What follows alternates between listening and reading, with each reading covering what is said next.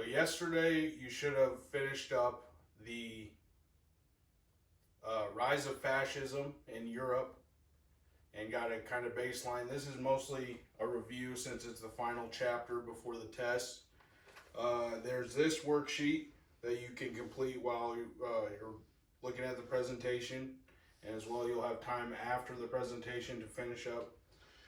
It's the 5 W's and H of these 4 words that will be on they're important words that you need to know for the essay questions on the test. Militarism, imperialism, nationalism, and fascism.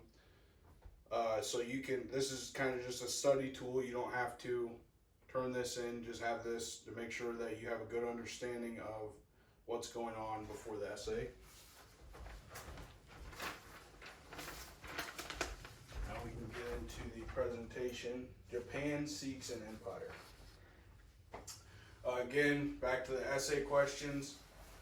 The 4 vocab words you have there are important in these essay questions. Explain how Nazi Germany was a fascist government. Give examples and then provide examples of fascism in today's society. That can be from any country. And then the second one, explain how these concepts led to the rise of authoritarian government systems in European countries. Give specific examples of those 3 words that are also on the vocab sheet. Nationalism, militarism, and imperialism. Post-World War I democratic Japan. In 1922, they signed an international treaty to respect China's borders. If you remember back to when we were talking about World War I more, Japan was always kind of poking at China to get some of those territories. And then the Treaty of Versailles awarded those territories to Japan, some of them. And that kind of left a bad taste in China's mouth. In 1928, the Kellogg-Briand Pact was signed by Japan. Again, remember back to when we were talking about World War I. The French Foreign Minister, Aristide Briand, and the United States Secretary of State at the time, Frank B. Kellogg, made a pact that most of the countries in the world signed to denounce war, basically. And they all agreed that they wouldn't use war as a tool to gain influence and land. The Constitution of Japan kind of limited the powers of the Prime Minister. He didn't have any really control over the military. The military leaders solely reported back to Emperor Hirohito. This is your first vocab word.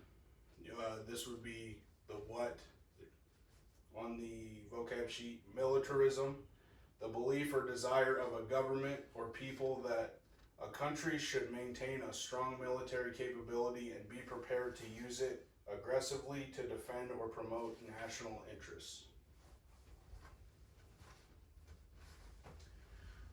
Militarists take control of Japan. The democratic government remained in Japan until 1928 when the Great Depression hit. Remember, the Great Depression is not just an American thing, it is a whole world thing. It affected everybody. The military leaders then gained support from the common folk in Japan because they blamed the democratic government for the economic struggles in their country. When the militarists took control, unlike some of the countries in Europe, they did not establish a new government. They kind of just sat back in the shadows and let Hirohito be the symbol of power, and they still had a parliament and a prime minister, but they didn't really control anything. The militarists had complete control of everything, including the government, economy, and transportation.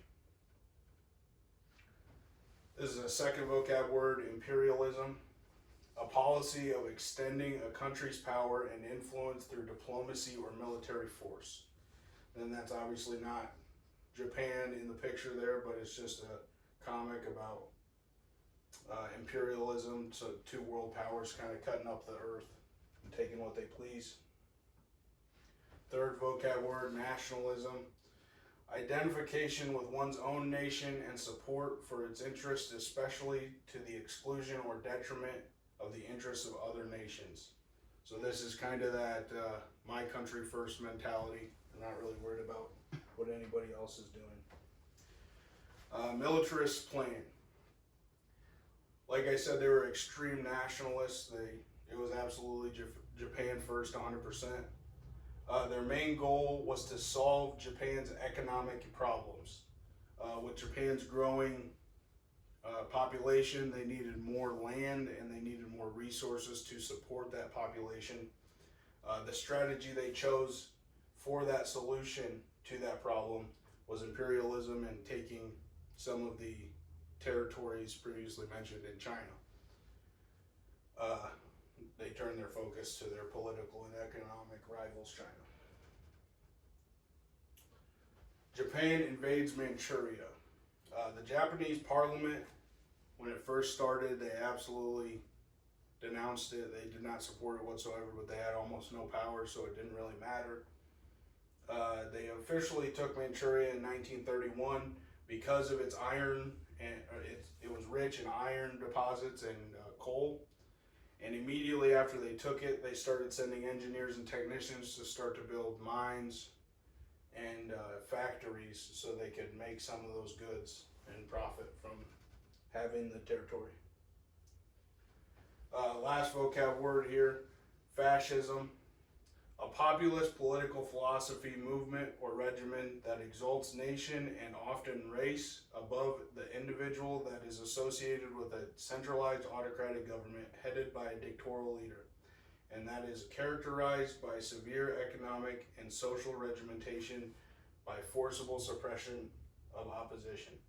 Obviously, that's a really wordy definition, so write down what you could understand, what will make you remember on the sheet.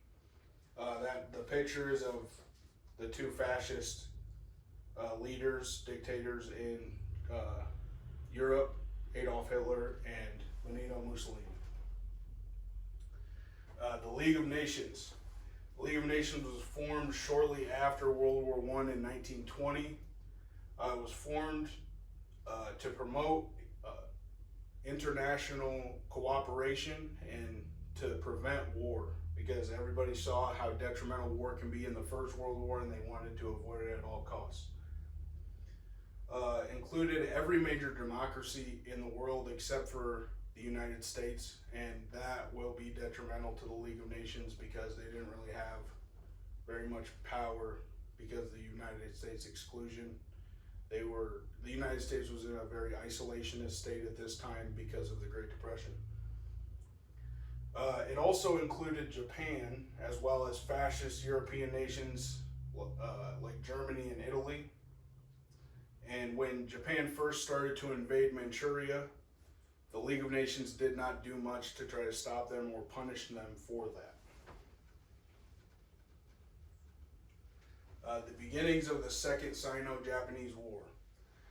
Japan's invasion of Manchuria was the first real challenge for the League of Nations of a country showing aggression towards another. Japan withdrew from the League of Nations in 1933.